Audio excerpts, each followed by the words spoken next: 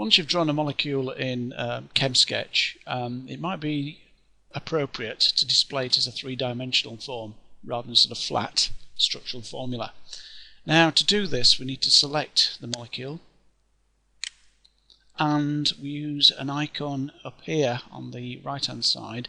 It's like a little 3D icon that will turn it into 3D structure.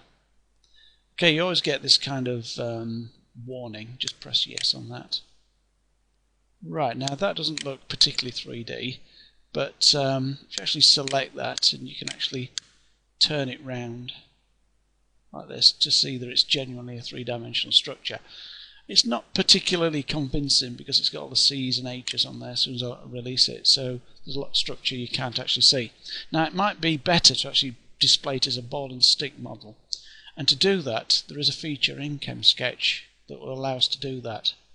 If we go to this tab here, ACD Labs, there's a 3D viewer, so just select that and a new screen comes up. Nothing on there at the moment.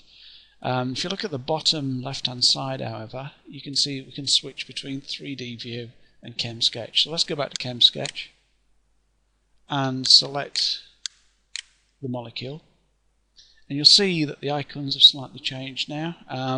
It says copy to 3D, which will do. Right, so now we've got a 3D view.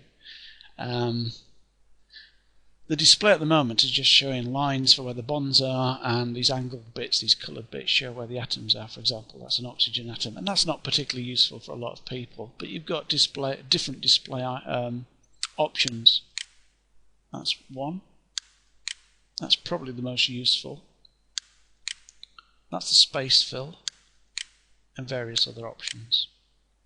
Okay, let's switch to that, which kind of looks more like a molymod system. Right, what can we do with this once we actually put it in here? Well, this is now free to move around or rotate, so you can get a true 3D picture. And if we have this icon selected, moving my mouse from side to side rotates it in this plane, whereas moving the mouse up and down rotates it in this plane. So you've got a good idea of what it looks like in space. If you want to move it about the screen, just clicking on this, you can move it from left to right, up or down. Okay, you can actually restrict some of the movement. Say you just want it to rotate clockwise and anti-clockwise, then just select this icon, and so on. Okay, a zoom facility, just sliding my mouse left and right will zoom in and zoom out. Okay, now at the moment the actual display doesn't look particularly like a molymod, for example. The colours are wrong.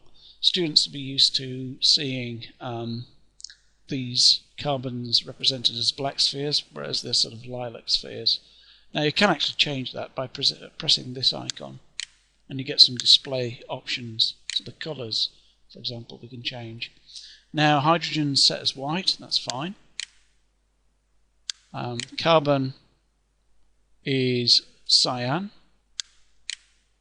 We can change that to the more usual black, and we can change the background as well. Okay, so now we've got a completely different picture, which is a little bit more like what students might expect molecules to look like. Now, what could we do with this? We could actually just film it. There's sort of capture options up here, video capture, or a very, very simple thing to do is to press print screen on your keyboard, and then you can actually paste that into a presentation such as PowerPoint.